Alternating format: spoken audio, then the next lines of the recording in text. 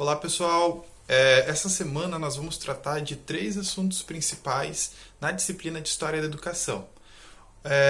Vamos tentar comparar esses assuntos principalmente, tá? Essa semana a gente vai fazer uma aula, digamos que somente uma aula expositiva, e vocês vão anotar essa aula expositiva, as coisas que vocês acharem importante desse vídeo no caderno de vocês, para na próxima semana você já tem algumas atividadezinhas para entregar no site, na plataforma do Google, sala de aula, e então é prudente que essa semana a gente faça só um videozinho explicativo, tá? Para que vocês possam anotar as coisas mais importantes.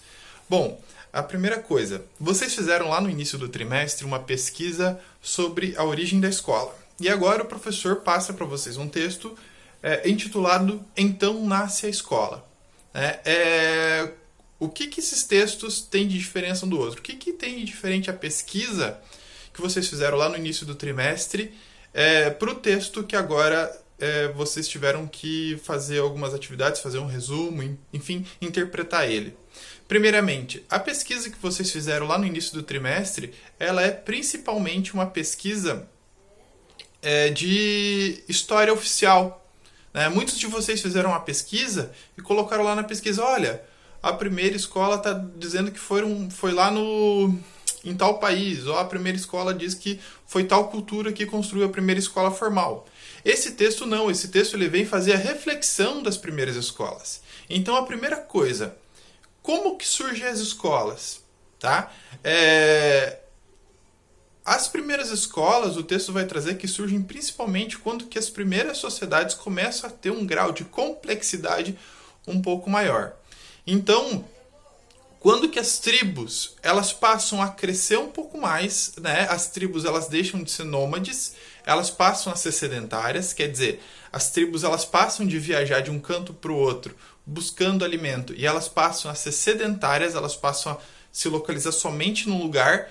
A partir desse momento elas passam a crescer o número de pessoas que começam a habitar. Por quê? Porque a mortalidade começa a diminuir, as pessoas começam a ter mais comida e, consequentemente, a gente aumenta o número de pessoas nessa tribo. Essa tribo vai virar cidade, né? Isso em vários locais do mundo, as tribos vão virando cidades. E a partir de então, a gente encontra a necessidade nessas cidades da gente criar instituições para o ensino formal das crianças, dos jovens, enfim, de todo mundo.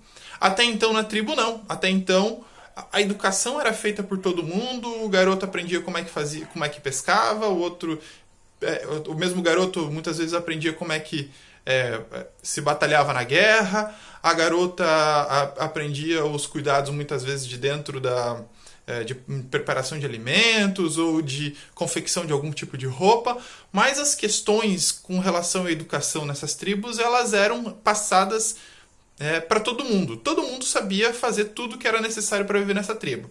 A partir do momento que a gente cria cidades, isso se modifica.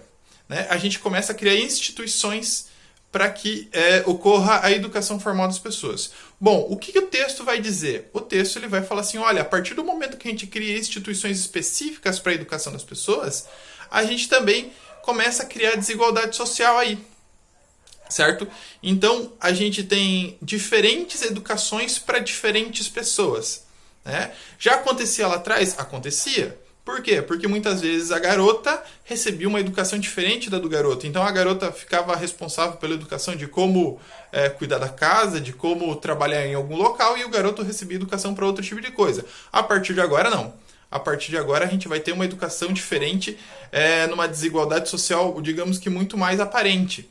Né? Então, a gente vai ter uma educação específica pro sacerdote, a gente vai ter a pessoa religiosa então daquela cidade, né? Então, o que hoje a gente tem o padre, o pastor, enfim, a gente vai ter uma educação específica para o cara que é filho do rei ou do governante daquela cidade, do imperador, enfim, a gente vai ter uma educação específica para o cara que vai trabalhar pro trabalhador, digamos que comum, né, com todas as aspas que isso mereça. Enfim, a gente vai ter uma educação específica para cada uma dessas pessoas. Se a gente tem uma educação específica para cada uma dessas pessoas, quer dizer que a educação que alguns grupos sociais vão receber vai ser maior, vai ser mais específica. Os códigos necessários para se libertar de uma opressão talvez não sejam passados. Como assim? A educação a gente sabe que ela aprisiona e ao mesmo tempo a gente sabe que ela pode libertar, né? Se eu passo esses códigos, por exemplo, esses códigos de repente para o filho de um rei e eu acabo não passando essas informações para o filho do trabalhador e acabo, digamos que inventando histórias para que eles continuem escravizados pela minha dinastia, pela minha família, a educação também pode ser uma educação que escraviza, pode ser uma educação que aprisiona, né? Então isso é tudo muito frequente na história do mundo, né? A gente dá uma educação específica para cada grupo de pessoa e muitas vezes as pessoas que elas são digamos assim, aprisionadas, as pessoas que são exploradas, elas não têm nem consciência de que elas são exploradas. Por quê? Porque a educação que ela recebeu toda a vida vai ser a educação do aprisionamento, né? Os sistemas de produção, digamos, eles funcionam praticamente todos assim, tá? Então é basicamente isso. E a terceira questão é justamente o poema que eu mandei para vocês, do Bertolt Brecht.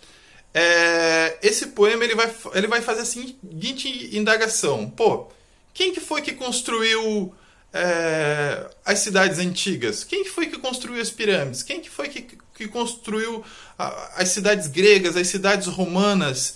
Quem que fez todos aqueles monumentos? Foram os trabalhadores. Nos livros de história, quem que está digamos assim, quem que está nos livros de história sendo endeusado por fazer aquilo? Os governantes. Então existiam pessoas que nunca trabalharam, digamos que no pesado, só tiveram muitas vezes a ideia de fazer aquilo, e o trabalhador que realmente suou, foi escravizado ou recebeu penalidades muito grandes para fazer aqueles monumentos, não foi lembrado, né? Então a história normalmente ela tem esse perfil, né? E é esse perfil que a gente tenta romper. Então a gente parte de uma história muitas vezes oficial, né? Lá nos textos que vocês enviaram para mim. Então isso é claro que é uma situação já planejada, né? A gente passa por uma reflexão da construção das primeiras escolas e a gente termina com o poema que diz, tá, mas a gente tem que lembrar principalmente do trabalhador. O trabalhador que é a ferramenta de construção da sociedade. Se nós não acordar de manhã cedo todos os dias para trabalhar, a cidade não acontece, a sociedade não acontece, né? Então, essa que é a grande questão. A mesma educação que liberta, ela também pode ajudar a escravizar esse trabalhador, pode ajudar a explorar esse trabalhador. Então é importante que a gente sempre tenha liberdade para educar e para ser educado, para debater ideias diferentes, para a gente construir uma sociedade que realmente nós, pessoas comuns, possamos ter um pouco mais de liberdade, né? Possamos ter, digamos assim, podemos exercer muito melhor a nossa democracia. Enfim, muito obrigado.